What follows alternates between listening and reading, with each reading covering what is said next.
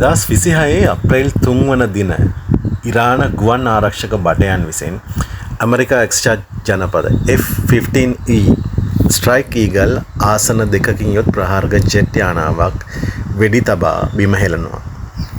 ඒ jet යානයේ ඒ අවස්ථාවේදී ගුවන් නියමුව සහ ආයුධ පද්ධති නිලධාරී WSO නිලධාරීන් දෙදෙනෙක් සිටියා.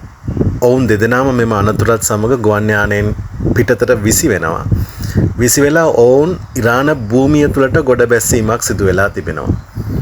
මේ ඉතා නරක තත්ත්වයක් නිර්මාණය කරා. මොකද සතුරන්ගේ භූමි ප්‍රදේශවල තමයි මේ ඇමරිකන් බටයන් ගොඩ බෑම සිද්ධ වුණේ. ඉන් අනතුරුව මෙම කාර්ය මණ්ඩල සමාජිකයන්ට වුණ දේ සොයාගෙන යනකොට ඇමරිකා එක්සත් ජනපදය විසින් පළමු නියමුවාව බේරා ගන්නවා. පැය කීපයක් වගේ ඇතුළත බේරා ගන්න ගුවන් අනතුර සිද්ධ වෙලා. ඊට පසුව දෙවන නිලධාරියා සෙවීමේ මෙහෙයුම ආරම්භ කරනවා.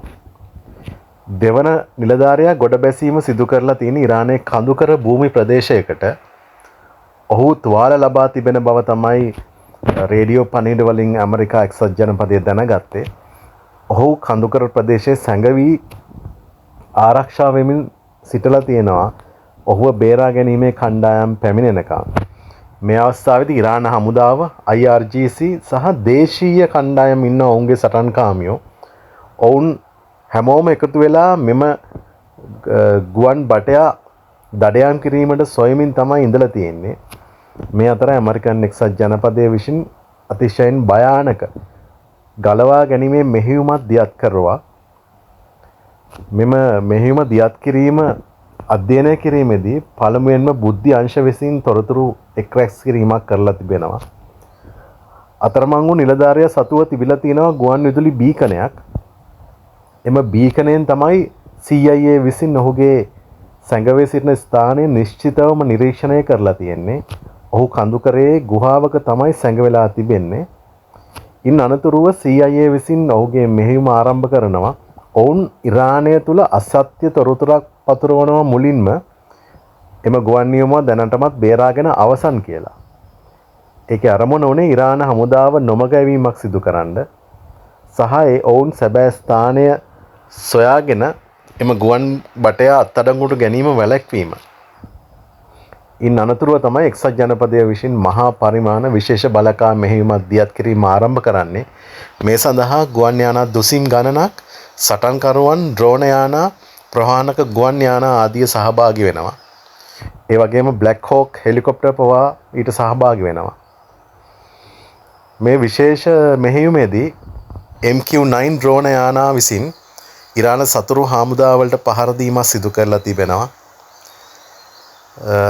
ඉරාන් හමුදා කෙසේ හෝ දැන් ඇමරිකන් එක්සත් ජනපද හමුදාව සමීපයටම ඇවිල්ලා තමයි අවසන් සටන ක්‍රියාත්මක වෙලා තිබෙන්නේ. දරුණු වෙඩි හුමාරුවක් සිදු වෙලා තිබෙනවා. මෙහිදී ඇමරිකන් එක්සත් ජනපදයේ ගුවන් යානයක් A-10 යානාවකුත් අනතුරකට ලක් වී තිබෙනවා. මෙම මෙහෙයුමේ විශේෂත්වය සහ එහි වැදගත්කම තමයි ඇමරිකන් එක්සත් ජනපද හමුදාව පළමු වරට තමයි ඉරාන භූමිය තුළට ඇතුල් වන්නේ මෙම යුද්ධයේදී. ඒ වගේම ඔවුන්ගේ ගුවන් නියමුවා ප්‍රාණ අපකරුවෙකු බවට පත් කිරීම වැළැක්වීම ඔවුන්ට වැදගත්. සහ පසුගිය සති කිහිපයේ ඇමරිකන් එක්සත් ජනපදය ලබාපු පසුබෑම යම් විදියකින් හෝ ඉදිරියට ගෙන යාමට නම් මෙම මෙහෙයුම සාර්ථක කර ගැනීමට ඔවුන්ට ඉතාම වැදගත් වෙලා තිබුණා. එවන් පසුබිමක තමයි මෙම මෙහෙයුම ආරම්භ වන්නේ.